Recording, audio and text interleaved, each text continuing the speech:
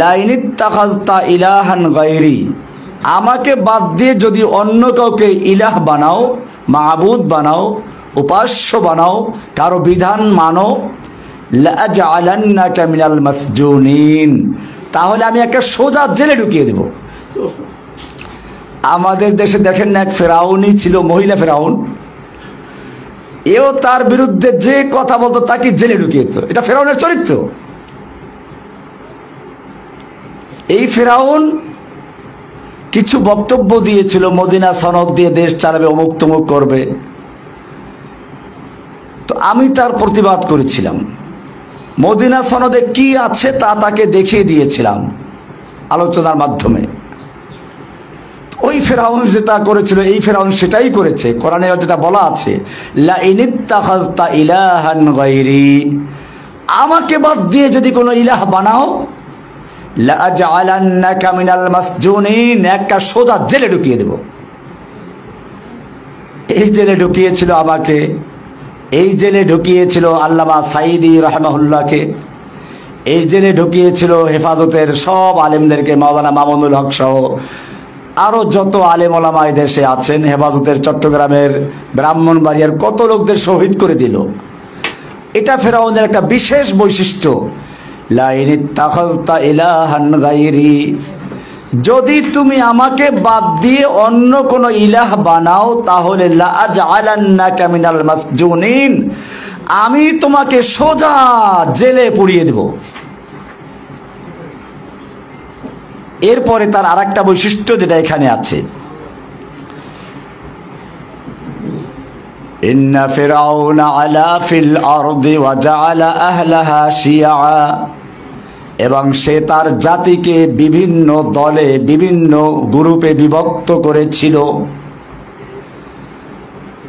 আমাদের সমাজের যে ফেরাউন বিদায় নিল, সেও একই কায়দায় এই জাতিকে বিভক্ত করেছিল, স্বাধীনতার পক্ষে, স্বাধীনতার বিপক্ষে, মুক্তিযুদ্ধের চেতনার পক্ষে, মুক্তিযুদ্ধের চেতনার বিপক্ষে, এই বিভিন্ন চেতনা তৈরি করে দিয়ে সে রাজত্ব কায়েম করেছিল ফেরাউনের মতো। ওয়া জাআলা আহলাহা শিয়া, সে তার জাতিকে বিভিন্ন দলে বিভক্ত করেছিল। ইস্তাদঈফু তাইফাতাম মিনহুম, যাদেরকে বিভিন্ন দলে বিভক্ত করেছিল তাদের একটা দলকে সে দুর্বল করে রাখত, তাদেরকে পুলিশ দিয়ে গ্রেফতার করাতো, বাড়িঘর লুটপাট করাতো। ইস্তাদঈফু তাইফাতাম মিনহুম, তাদের থেকে একটা গ্রুপকে সে দুর্বল করে রাখত।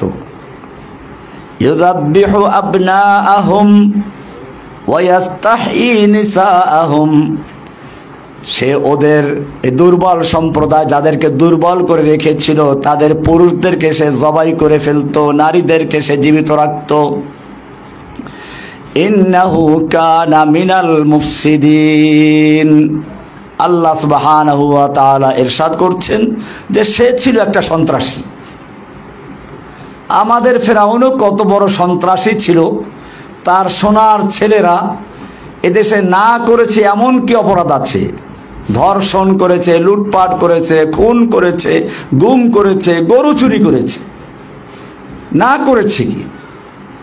ওয়াইন্নাহু কানা মিনাল মুফসিদিন, সে ছিল একটা বড় সন্ত্রাসীদের মধ্য থেকে একজন, সন্ত্রাসীদের অন্যতম। এজন্য সে অন্যদেরকে সন্ত্রাসী বলতো। এদেশের আলেম ওলামা ইসলামের কথা যারা বলে তারা সব সন্ত্রাসী।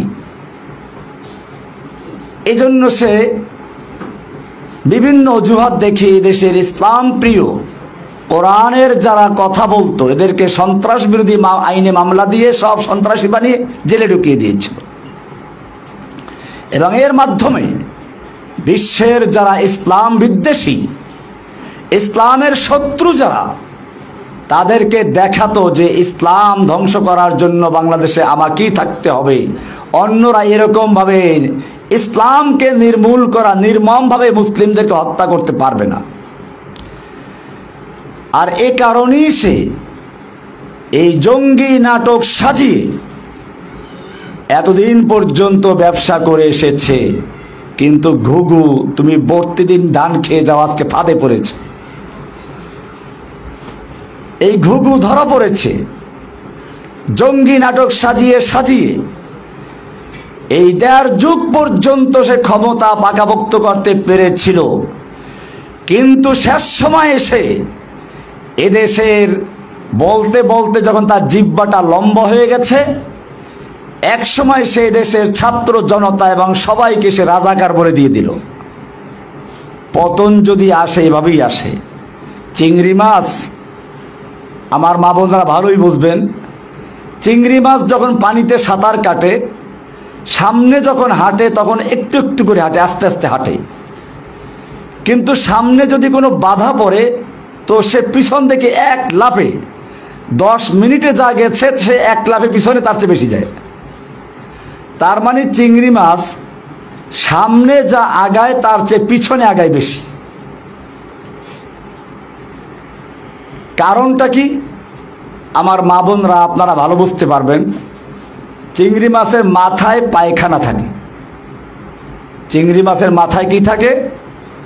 দেখবেন যে চিংড়ি মাছের মাথায় মগজ আর পায়খানা কাছাকাছি থাকে। যেহেতু ওর মাথায় থাকে পায়খানা, এ কারণে সামনে যা আগায় তার চেয়ে পিছনে আগায় বেশি। আমাদের হাঁচু আপার মাথায় পায়খানা ঢুকেছিল। এই হাঁচু আপা কুফফারদেরকে খুশি করার জন্য, ইসলামের শত্রুদেরকে খুশি করার জন্য এদেশের হক্কানি ওলামায়ে কেরাম, মুফাসসিরে কোরআন, কোরআনের পাখিদেরকে এক এক করে জেলে ঢুকিয়েছে। আল্লামা সাঈদী সাহেবকে নির্মমভাবে হত্যা করেছে, আমাকে নির্মমভাবে নির্জন কারাগারে অত্যাচার করেছে।